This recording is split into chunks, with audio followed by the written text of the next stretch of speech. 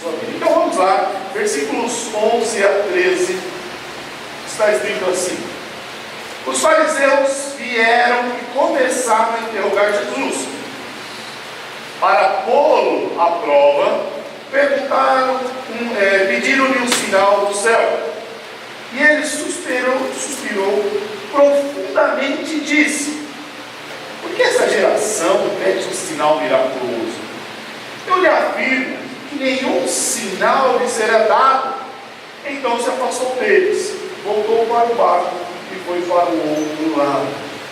Agora, a gente nos localizarmos dentro do texto, Jesus ele está retornando de um período fora das regiões judaicas, onde então você não encontra aqueles líderes religiosos. Pelo contrário, nós até vemos os gentios, ou como alguns chamam os pagãos, e você tem aquelas pessoas ao redor. Agora, Jesus ele volta para as terras de controle aqui dos judeus, e apesar de existir aquela mistura, principalmente no espaço que nós estamos falando agora,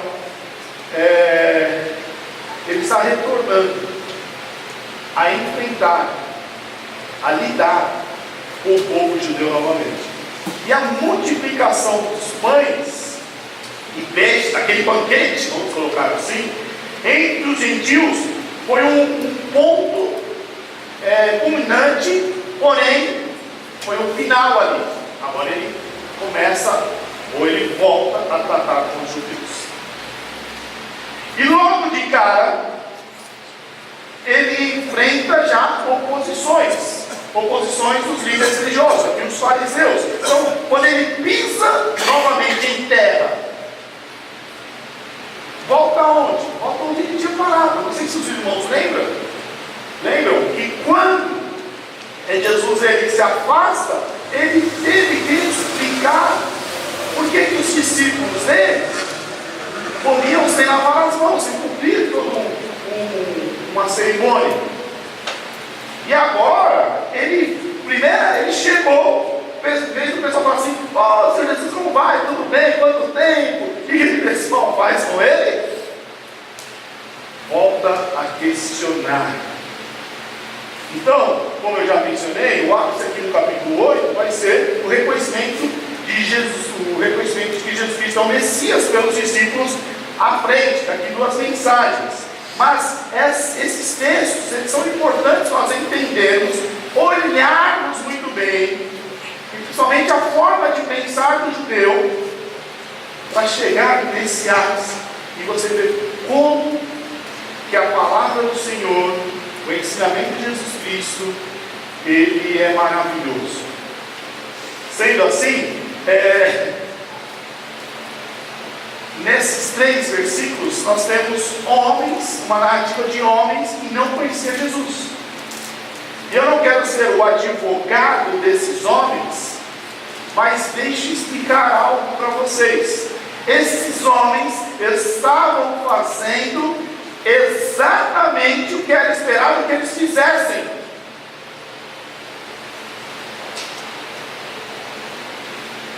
E isso nos chama ainda mais atenção, por quê?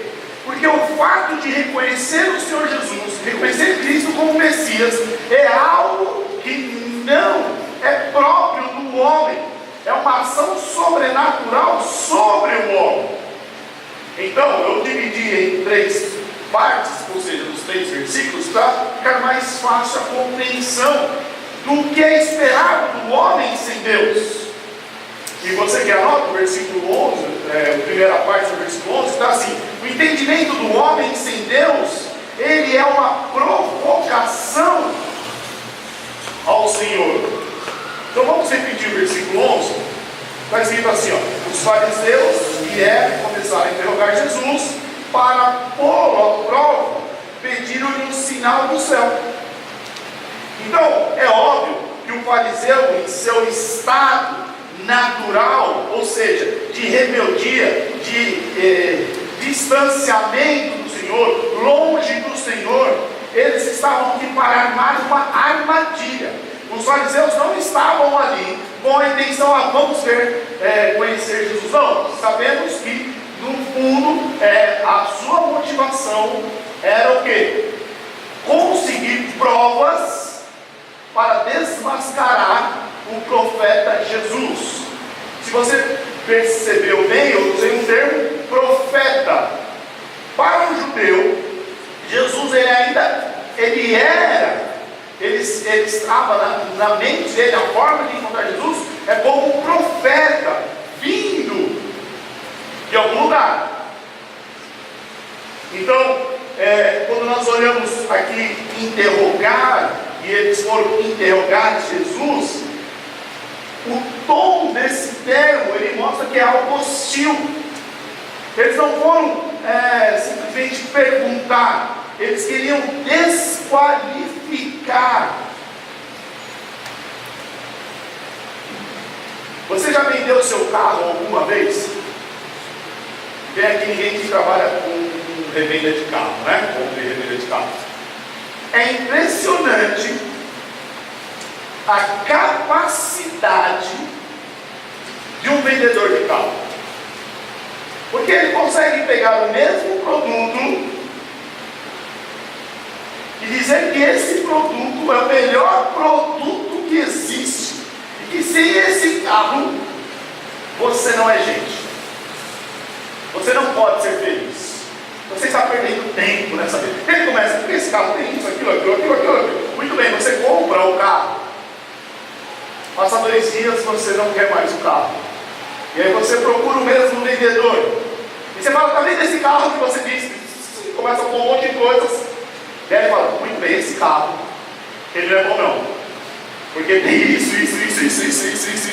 Para mim, espera aí, como pode? Ele tem um poder, eu acho que deve ter alguma escolinha disso, de desqualificar o seu carro, não é isso? Todo mundo já passou por essa experiência? Se não, vai vender o seu carro na agência, você vai descobrir lá. Então, a motivação desses homens era o quê? Desqualificar o produto. Qual produto? Jesus Cristo. Eles estavam lá para interrogar, não porque eles queriam saber, mas eles queriam desqualificar, reunir argumentos, provas. E aí percebemos que a forma, então, era sempre num tom de reprovação. Não importa o que Jesus falasse ou provasse, a reprovação era certa. Pintei de azul, está reprovado. Pintei de vermelho, está reprovado. Agora pintei, está reprovado. Não importa qual cor, não importa. O que você pintar está reprovado. Então, veja, eu espero mostrar para você que a forma de chegar até Jesus para interrogá-lo era essa forma, hostil, para desqualificar e reprovar. O texto também nos apresenta a expressão pô-lo à prova. Eles queriam, e aqui pô-lo à prova é reunir informações para utilizar num processo judicial.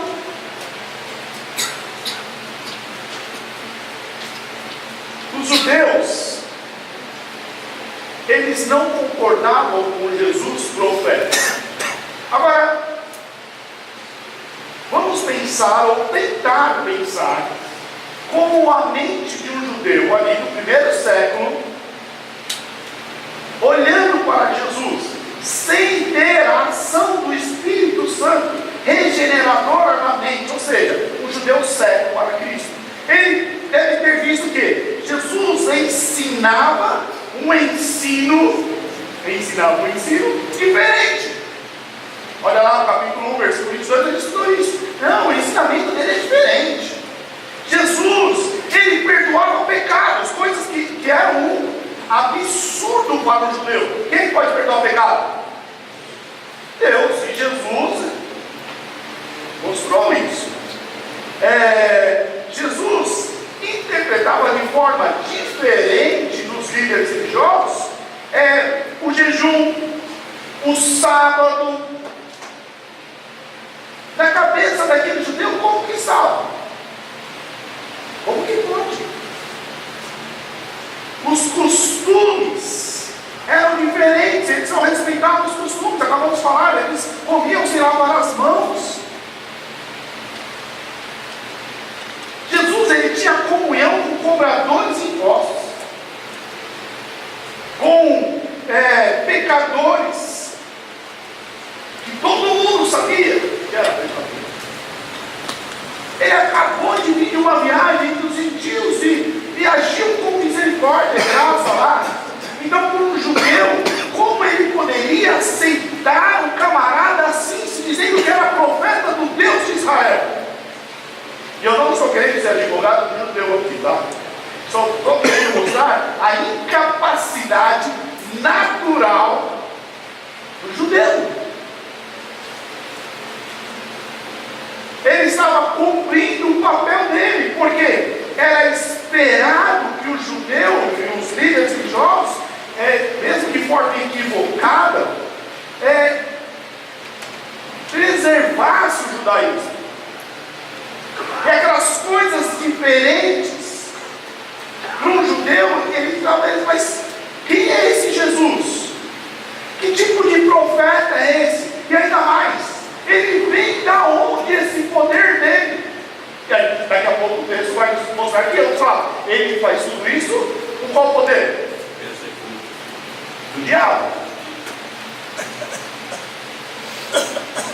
E então o que eles querem? Um sinal.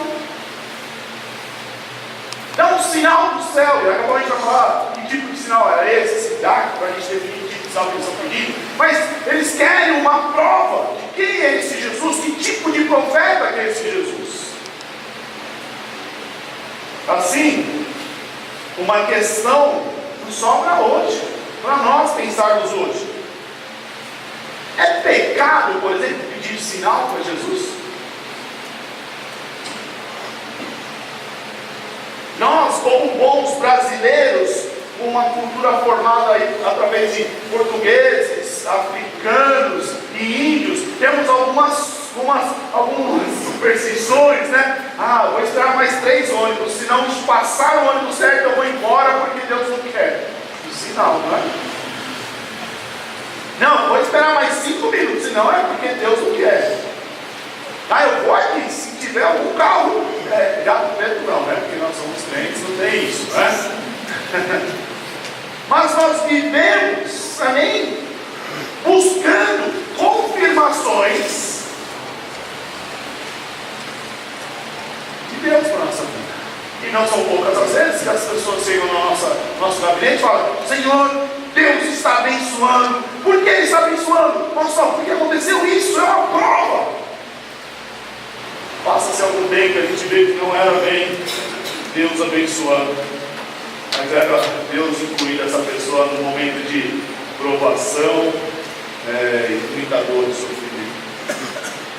Será que Deus, outra pergunta que precisamos responder antes de continuarmos aqui, será que Deus exige de nós uma fé inabalável e sem nenhuma comprovação racional dos feitos que Ele mesmo já fez em nossa vida? Ou como diria Kierkegaard, nós temos um salto no escuro, uma fé burra. Será que é isso? E agora eu vou falar bem baixo, para não ficar gravado. Você já duvidou da sua salvação? E aí, numa conversa com o Senhor, pediu alguns tipos de sinais? Não, quero ver se eu sou salvo mesmo, Senhor. Veja que eu estou jogando várias perguntas. E não sei se eu vou responder todas. Mas, será que apesar de 2000 anos, o ser humano ainda fica buscando o sinal do céu?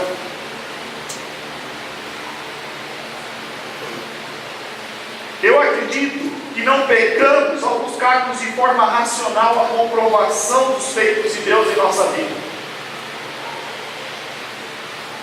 Prova disso é que vários acontecimentos revelam a misericórdia, revelam a paciência, a manutenção do Senhor em nossas vidas, para que sejamos adoradores de Deus. O fato de estarmos aqui agora é um sinal.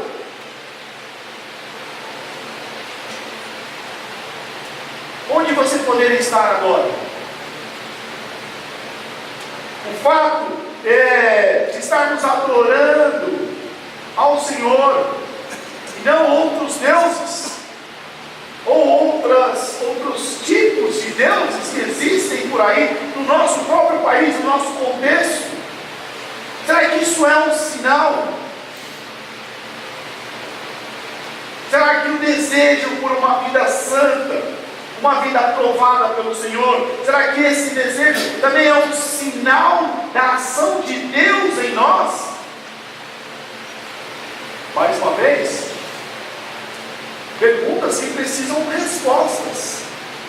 Perguntas que tanto eu quanto vocês, nós precisamos parar em alguns momentos de solitude e respondermos. E voltando então para os judeus. Os judeus, eles não tinham, como eu já disse, a intenção de averiguar se realmente Jesus vinha da parte de Deus. Eles estavam preocupados com a posição de líder. Eles tinham medo de perderem o que estavam desejando.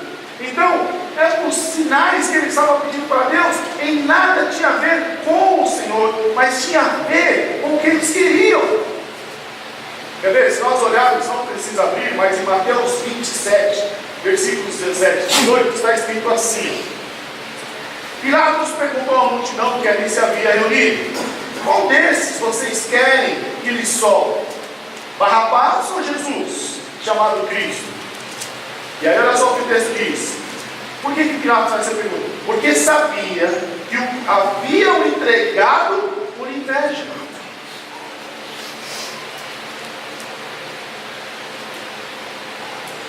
Muitas vezes o pedido do sinal do céu não tem nada a ver, sabe, se realmente é o plano de Deus ou não, se eu quero o direcionamento de Deus ou não. Na realidade eu peço algumas coisas do Senhor porque eu tenho preferências, porque eu tenho desejos, e eu preciso da comprovação para fazer esse meu desejo. E nesse caso, vou mostrar para os outros.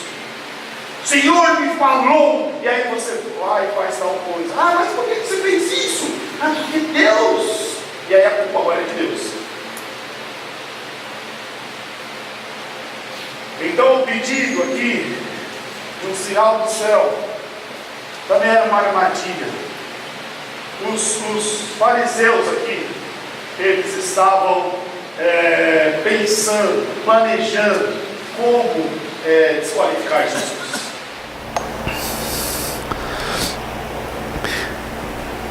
Agora, olha só, caso Jesus, vamos imaginar que eles peçam um sinal e Jesus aceite o desafio. Caso Jesus aceitasse o desafio e não conseguisse realizar o sinal, o que aconteceria? Está vendo? Esse profeta não é da parte do Senhor. Ele não vem do Senhor, então ele é um falso profeta. Agora vamos pensar o outro lado.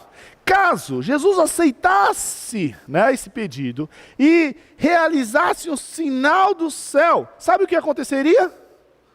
Ele seria acusado de morte,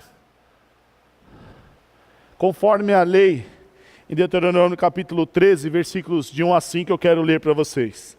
Se aparecer entre vocês um profeta, ou alguém que faz predições por meio de sonhos, e lhe anunciar um sinal miraculoso ou um prodígio, e se o sinal ou o prodígio que ele falou acontecer, e ele disser: vamos seguir outros deuses que vocês não conhecem, vamos adorá-los, não dêem ouvido às palavras daquele profeta sonhador.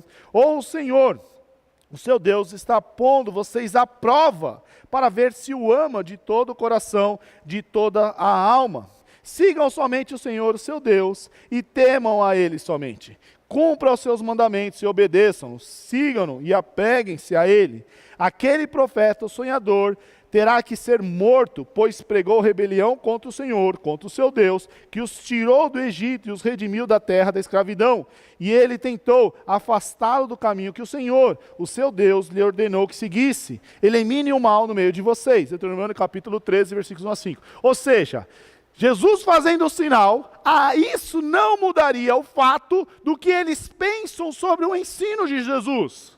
No pensamento do judeu, tudo o que Jesus estava ensinando, tudo o que ele estava praticando, era oposto ao ensino de Moisés. Então o sinal serviria só para quê agora? Para ele ser enquadrado aqui como um profeta ou sonhador que faz um milagre, um sinal, na intenção de desviar o povo de Deus. Ou seja, se ele fizesse ou ele não fizesse, o que aconteceria? Ele estaria reunindo provas ou condenação para ele. Então, por isso que é uma armadilha do judeu. Sendo Jesus considerado um profeta e ensinando algo, que nada tinha a ver com os ensinamentos, ele tinha que ser desmascarado. Era a função dos fariseus, dos escribas, dos líderes religiosos, desmascarar os falsos profetas. Por isso, o que eles estavam fazendo?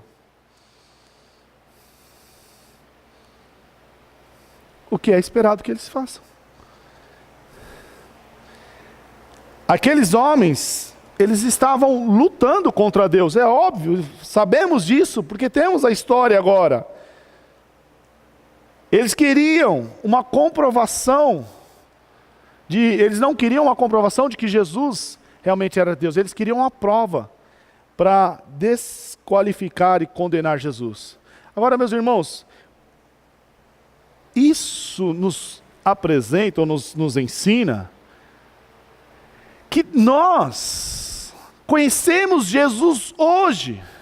Por quê?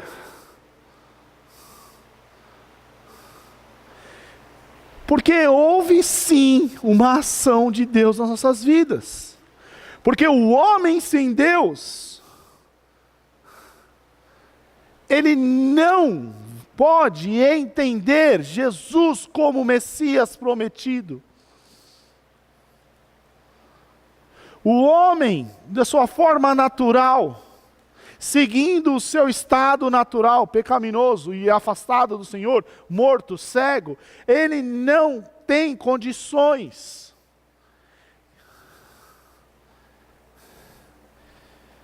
Aqui, então, os judeus, ele tem o desejo de simplesmente de comprovar as suas preferências e os seus conceitos.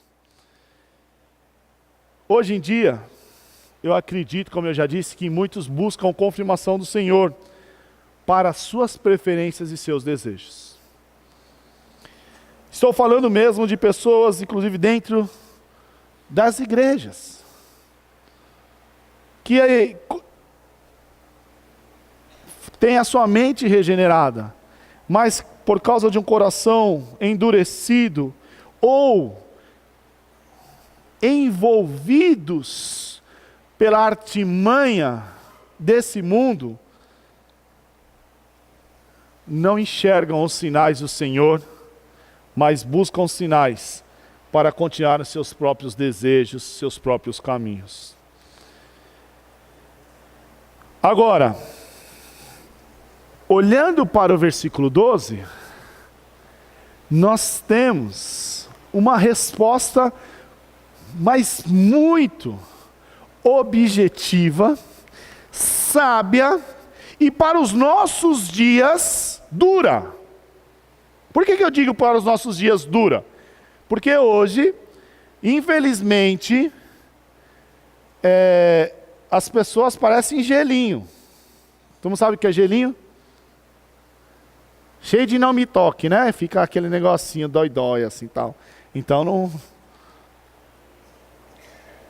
Olha só a resposta de Jesus no versículo 12.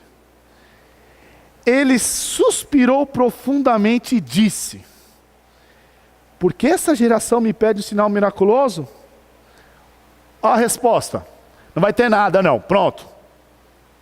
Se é o pastor Carlos falando, né? Eu lhe afirmo que nenhum sinal lhe será dado. Você que está anotando,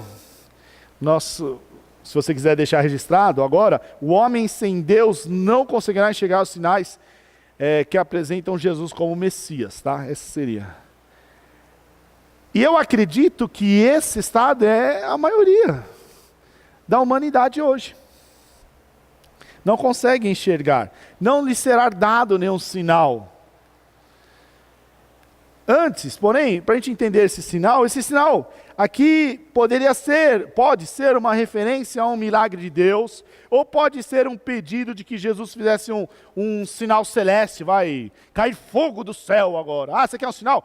Aparece a coluna de fogo lá, tal. Ou ainda, pode ser uma predição sobre algo que vai acontecer, um imperador que vai morrer, uma cidade que vai ser conquistada, algo assim. Não conseguimos definir exatamente o que seria esse pedido aqui dos fariseus, um sinal do céu. Sabemos que era algo sobrenatural, certo? Algo que não era comum a um homem comum. Agora, outra coisa que nos chama a atenção é que a maioria dos povos daquela época, e os judeus estão incluídos aqui, eles acreditavam que sinais celestes poderiam ser um presságio ou pressagiar eventos. Por exemplo, eles iam para a guerra, alguns povos, e sacrificavam um animal e olhava então as suas entranhas. Se fosse nós nordestinos, né, nós olhava a tripa lá, né? Mas passou uma águia voando, batendo sua asa esquerda. Então, eles tinham esses negócios, né? Um sinal.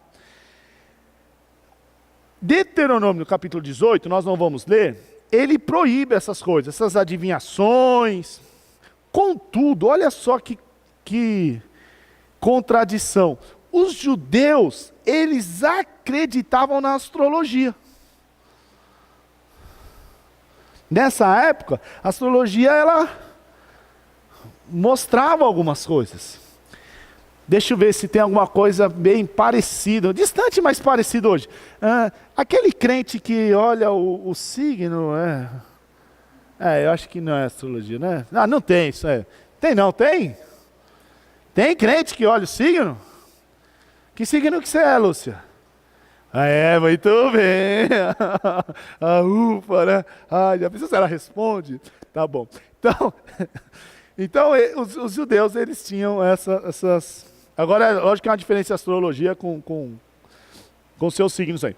Como, agora no capítulo 7, versículo 24, nós temos um termo interessante. Jesus, ele deu um suspiro profundo. E aqui é um sinal, né? Isso não está ali à toa. É um sinal de um movimento espiritual aqui. Quando eles pedem um sinal, claramente isso é um insulto. E agora eu vou falar com os filhos. Você já chegou para sua mãe ou para o seu pai, fez algum pedido, e o seu pai e a sua mãe fez mais ou menos assim? Não acontece, né? Não. Lógico. É que o que você pediu para o seu pai, para a sua mãe, era melhor não ter pedido. Gastou saliva, economizou inteligência. Os filhos têm essa capacidade. Então, olhando aqui, esse suspiro profundo do Senhor Jesus, ele revela um pedido de alguém com o coração endurecido. E um pedido que fere.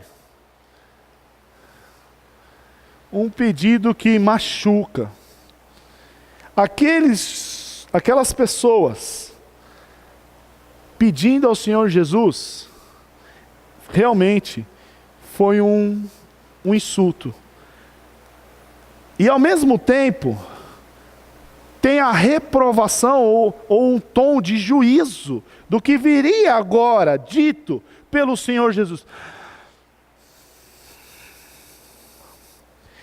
E quando nós olhamos a expressão aqui, esta geração, e podemos olhar de duas formas, o próprio Evangelho de Marcos, pode se tratar, né, e eu acredito que sim, se tratar daquelas pessoas à sua frente, mas também podemos entender esta geração como o povo, a nação. Quando nós olhamos para Marcos capítulo 13, ele diz assim: eu lhes asseguro que não passará esta geração até que todas as coisas aconteçam. Ele estava falando então num âmbito maior. Jesus está falando então as pessoas que vêm. Ele estava falando para aquela geração que vem, mas que não querem enxergar. Que invertem tudo do que Jesus fala, por causa da maldade, a dureza de coração. E em meio a essa escuridão dos desejos pecaminosos. O texto de João 9, ele fala assim, eu vou ler devagarinho, só para a gente entender. Disse Jesus: eu vim a esse mundo para julgamento, a fim de que os cegos vejam e que os que veem se tornem cegos. Os que veem se tornem cegos. Alguns fariseus que estavam com ele ouviram-lhe dizer isso e perguntaram: acaso nós também somos cegos? Disse Jesus: se vocês fossem cegos, não seriam culpados de pecado. Mas agora que dizem que podem ver, a culpa de vocês permanece. Então, aquelas pessoas estavam vendo, mas não estavam enxergando.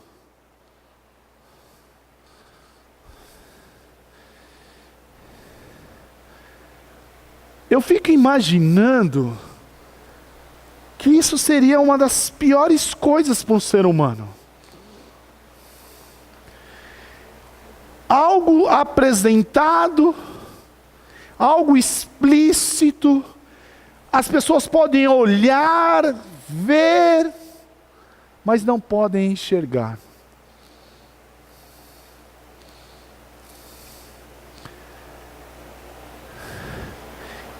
Olhando para os nossos dias, e eu entendo que cada pessoa está num processo de santificação, amadurecimento.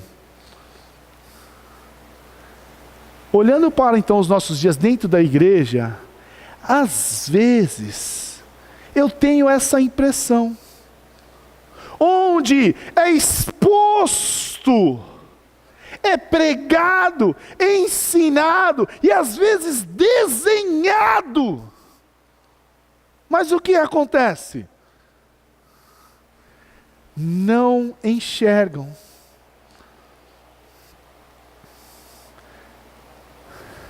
Não conseguem. E agora vejam, não é que a pessoa não viu o desenho, não escutou a frase, não compreendeu de forma cognitiva o conteúdo, mas ela não entendeu mesmo. É como eu disse no começo, muitas pessoas dizem: Jesus é o Messias, Jesus é o Salvador, Jesus é o Senhor, mas ela não consegue pôr isso na prática. Por quê? Porque ela não enxerga Jesus como o Messias prometido. Ela tem ciência, mas não enxerga.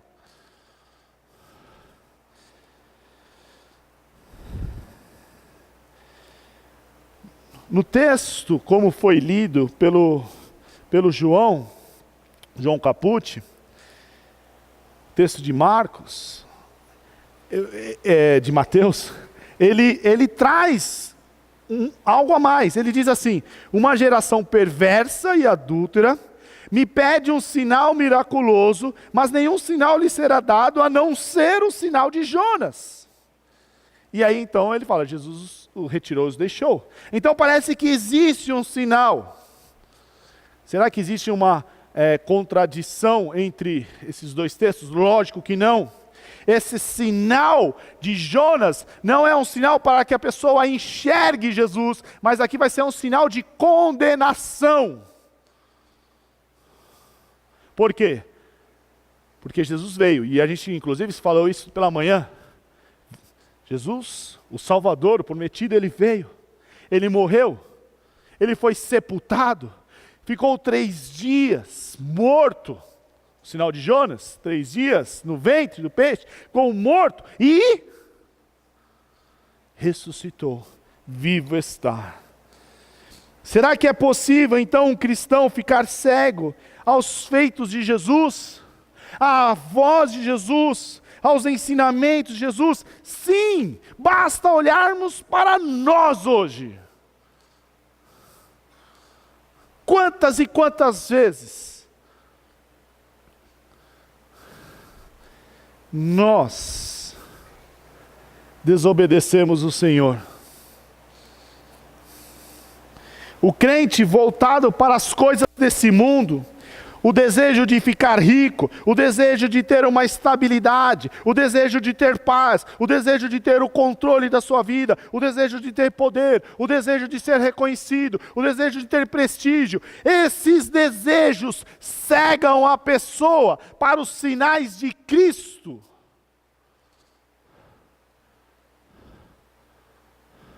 E por mais que aconteça a misericórdia, a paciência, a ação do Senhor, ela não enxerga Jesus. Interessante que quando eu estava escrevendo esse estudo, fazendo as pesquisas sobre esse estudo, meu computador, o WhatsApp ele funciona no computador. Então, eu abro alguns livros, começo a pesquisar, até porque não é nada novo debaixo da terra, tudo que é apresentado para vocês aqui é que alguém um dia já pensou, e nós vamos pesquisar, estudar, buscar entender. Então eu fico com o computador aberto, e nós temos um determinado grupo, e de repente começa,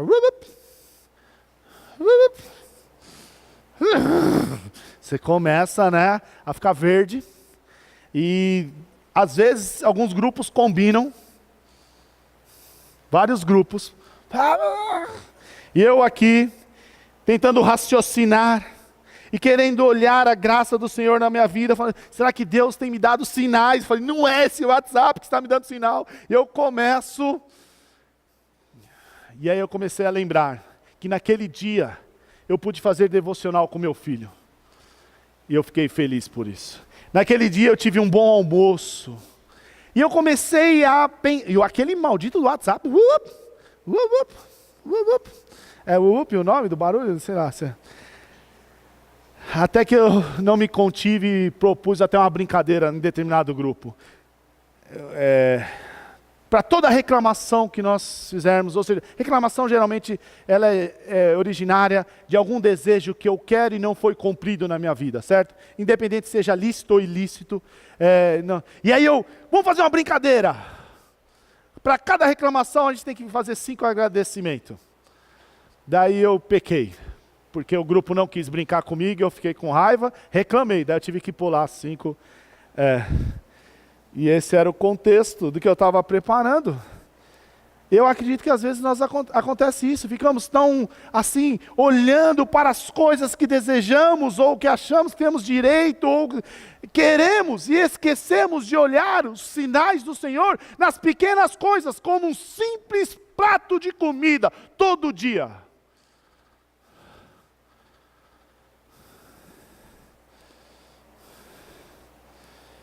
Provavelmente, o murmúrio, a insatisfação a reclamação e um espírito legalista são os frutos de um coração endurecido que com toda certeza, sem dúvida, certeza, vão obscurecer o perdão, a misericórdia, o cuidado, a paciência do Senhor.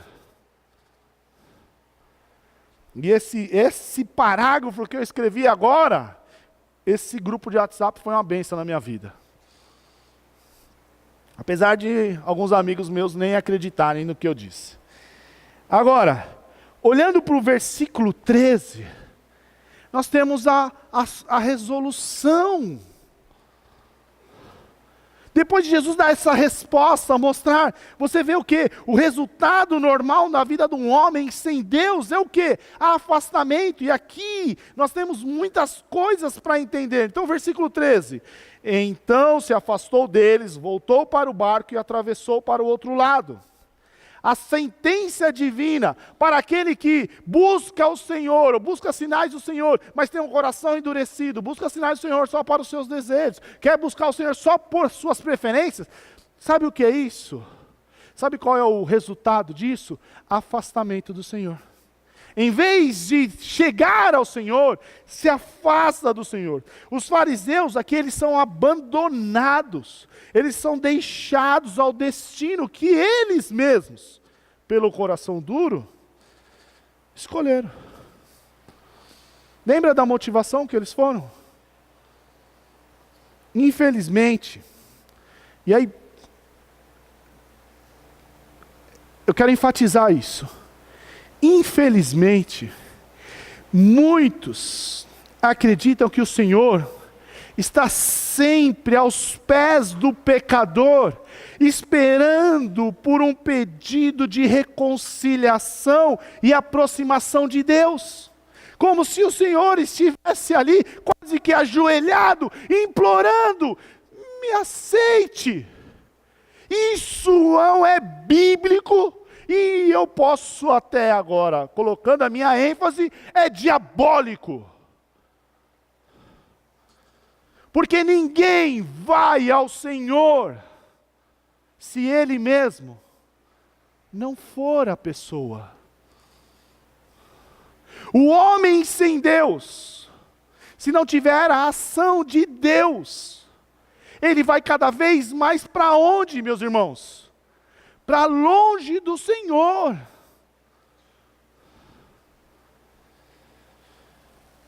Romanos capítulo 3 diz assim, ó, como está escrito, não há nenhum justo, nenhum sequer, não há ninguém que entenda, ninguém que busque a Deus.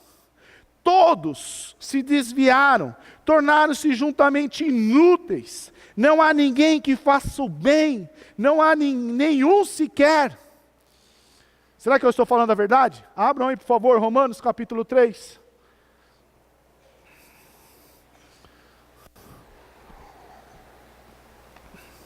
Romanos capítulo 3. Já li alguns versículos. Acharam? Romanos 3, 10. Como está escrito, não há nenhum justo, nenhum sequer, não há ninguém que entenda, não há ninguém que busque a Deus. Todos se desviaram, tornaram-se juntamente inúteis. Não há ninguém que faça o bem, não há nenhum sequer. E olha só o que ele diz. Suas gargantas são um túmulo aberto, como suas línguas enganam. Veneno de serpentes está em seus lábios. Suas bocas estão cheias de maldição e amargura. Seus pés são ágeis para derramar sangue. Ruína, desgraça marcam seus caminhos. E não conhece o caminho da paz. Aos seus olhos é inútil temer a Deus. E essa é a realidade de todo ser humano.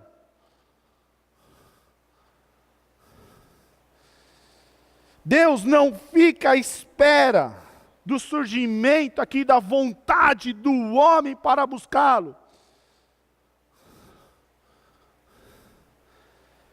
Deus vai até o homem e salva.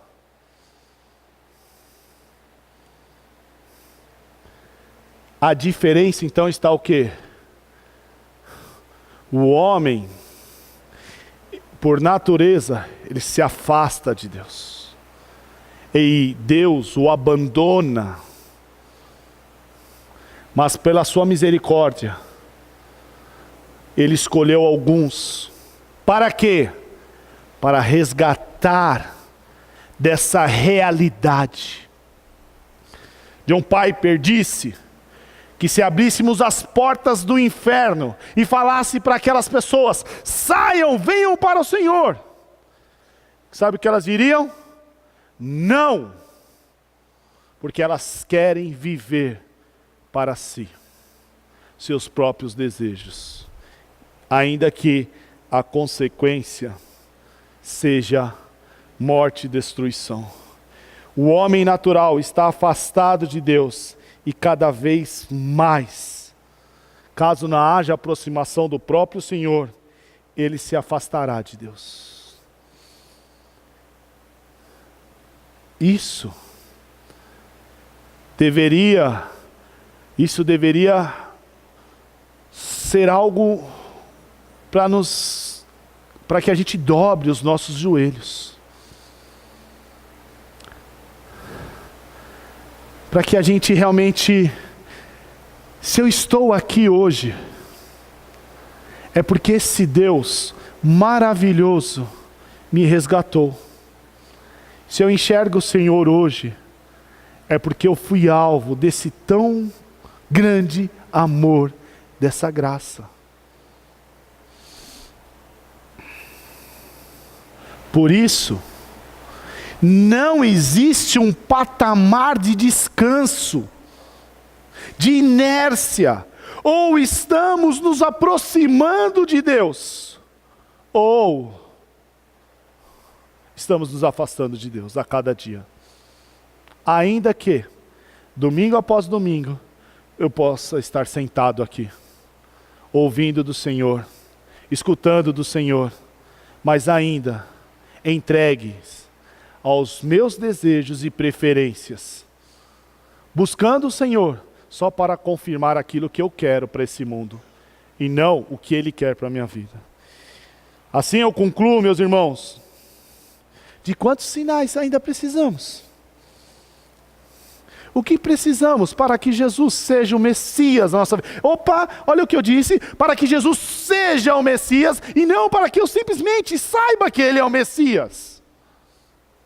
Que mais nós precisamos? O ser humano entregue aos seus próprios entendimentos não consegue enxergar Jesus como o Messias prometido. E nós que fomos alvo dessa graça, podemos enxergar, mas devemos tomar muito cuidado para que os nossos corações não fiquem endurecidos, não fiquemos cegos aos nossos desejos. E aí, um processo de afastamento. Meu irmão e minha irmã, quem é Jesus para você? Quais têm sido os feitos de Jesus em sua vida? Você tem conseguido enxergar o que Jesus tem feito em você, através de você